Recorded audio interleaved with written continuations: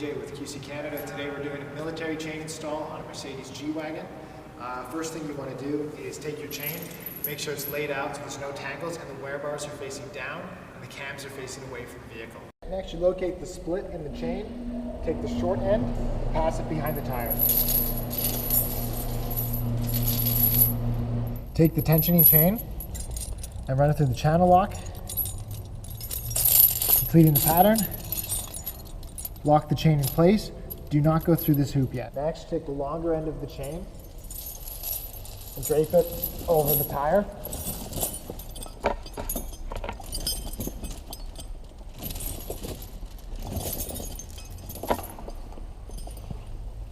You want to ensure that there's no loose chain on the bottom.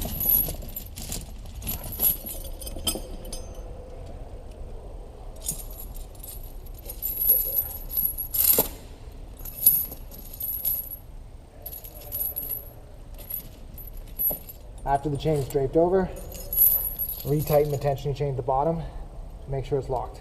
Next, you want to take the end of the side chain and connect it to the C-hook on the inside of the tire.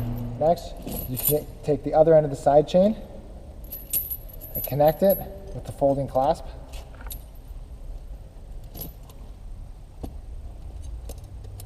Next, you go back to the tensioning chain, pull it through the channel lock as tightly as possible, finding the tightest link.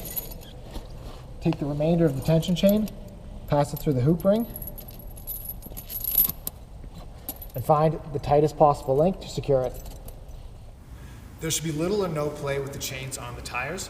So after you've tightened your cams, drive forward about 30 meters, check your chains for tightness, and readjust if necessary.